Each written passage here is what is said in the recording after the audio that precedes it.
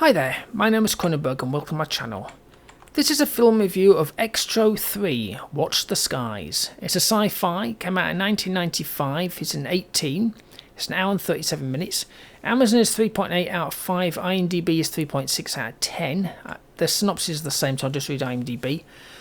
Marines travel to a deserted island to defuse bombs, only to be terrorized by a deadly alien creature. So the director is Harry Bromley Davenport, who did Life Among the Cannibals. Producer, well, there's three of them, but with producer on, we have Harry Bromley Davenport again with Smile Pretty. And music was by Van Rieben, R-I-E-B-E-N, who didn't do anything else.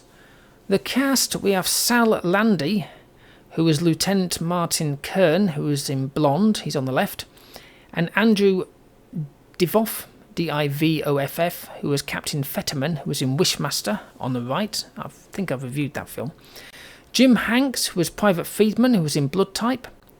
Karen Moncrief, who was J.G. Watkins, who was in Waking Up Horton. David M. Parker, who was Private Dermot Riley, who was in the series Eddie Dodd. And Andrea Lauren Hertz, who was Corporal Banter, she was in The Vanishing. And it was filmed in El Royale Hotel in Los Angeles in California. And it's also known as Xtro 111, you know, the Roman numerals in French, and Xtro with a dash after the X, 3 for the Germans. And director Harry Bromley Davenport has stated that out of all the 3 Xtro movies he's made, Xtro 3 is easily his favourite. So it was a request, somebody asked for it, they requested the second one after they watched the first one, so I've done the first one, the second one, and now the third one. It starts just like the trailer, you know, with something hitting the earth, and then this newsreel magazine just kicked in. Biff, apparently, has filmed a flying saucers in the 60s from what I could tell. Looked like a comet, but after a bit said it was a hoax. When the military steps in and says something in your ear. You never saw anything, son. Oh, no, I never did. I was just joking. I made it all up. I'm sorry for what I did. So you're in charge of some people to go to an island 200 miles away that no one knew about? Not even a rogue fishing boat? What better way to make them feel relaxed than taking them to a bar? Women in bikinis dancing on the tables. It's just so... It turned out to be like the local bar, which is a bit more bizarre. As in where all the squaddies go. And then the island appears, because on the boat. It's just like the one in Jurassic Park, you know, appears through the mist. Only audio is completely knackered on this one. I'm watching it on Amazon, so I actually rented it. I don't know how much it was to rent. Let me have a look. It was, if I can find it on my list. Scrolly. It was a grand prize of £4.49. I don't really care. But yeah, the audio was kind of weird. One time it's normal, then it's quiet, then it's fine, then it's booming out. Like I say, this is the Amazon one, not the YouTube. So Banter and Hendrix are in this Jeep on the island, right? Rock music is blaring out. They bounce over Summer. I thought, oh, it's a rock. You know, they've broken an axle. She jumps out going, oh my God. But no, apparently not. Banter says they need to find what they hit because there's some blood, which I never saw. So I was like confused. And then I was even more confused when they went off to find the animal with a metal detector beeping away. I know why it was there, but I thought, okay, well, I'm pretty sure it won't be there because you just literally run over it. So Banter was using explosives for Summer. I'm assuming some ammo, because that's what they're there for.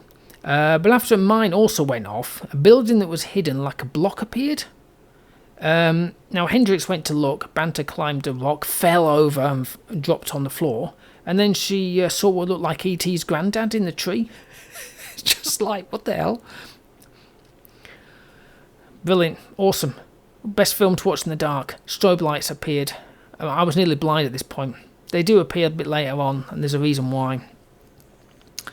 Now, our first dead body appeared, and it's pretty good, actually. I must admit how he died. It's quite good. And then we see Grandpa E.T. again. Now, Giordino, the actor, was great. The actor who was playing Giordino was... let me find his name... Robert Culp. I've seen him in quite a few Columbo episodes. He's brilliant in those. Absolutely. I think he's in the first one, if I'm not mistaken, where he's an ice cream seller. Well, he's not, but that's what he's pretending to be. poor banter. She doesn't have much luck with sticky substances, right? You'll see it on the trailer, a part of it she has problems with. And then what's the first rule of firing a weapon? Make sure the fog of war isn't real fog, and also don't fire randomly into the fog when you think you hear shooting that's nowhere near you. Anyway, Grandpa E.T.'s doing the finger, without being cruel, the bit where he goes, phone home with a finger. It's kind of doing that, but not in the same way. That's what I called him, was the Grandpa E.T., because he looked like him.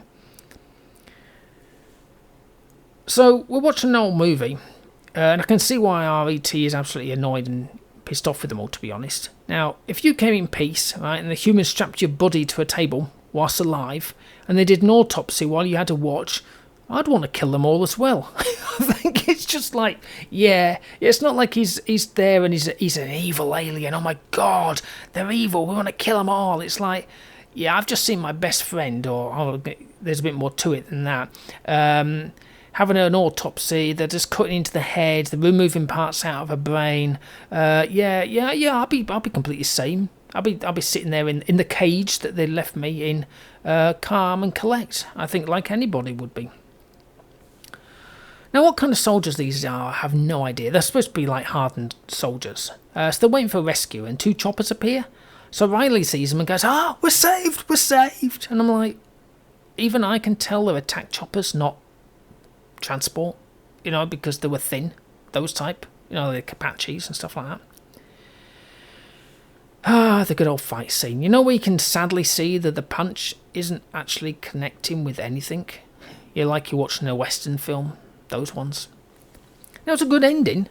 I kind of like the director. I agree. I've watched all 3, and I think that the third is the best. The first one is a cult film, which usually in my eyes usually means it's going to be crap. It was just completely bizarre. The second one was okay, but it was a little bit weird. And the third one is what it is, and then none of them are linked. None of them. You can watch all 3 completely separate of each other, and it doesn't mean a damn thing. It's not like you're watching Nightmare on Elm Street or Friday the 13th where they have to follow an order. It's literally A, B and C. That's what they could be called. Like I say, how many films can you say that it takes the third film in the series, Xtro 1, 2 and 3, to be the best one? I mean, you wouldn't do it, would you? You'd watch the first one and go, well, that was shit. And think, oh, well, there's a sequel coming out. Hopefully they've got better at it. Oh, my God, that was even worse. You wouldn't then think, well, I'm going to watch the third one. Why the hell not? It's just like so bizarre. I'm going to give it a 6. I enjoyed it. It was a good film. Anyway, hopefully you've enjoyed watching this film review of Xtro 3 Watch the Skies. Please subscribe to my channel. I've got plenty of other film reviews. I have got the other Xtros. I will link them at the end, I suppose. At least then you can have a look. Give me a thumbs up if you like this video. Leave a comment below, as usual. And there you go. Well, thank you and goodbye.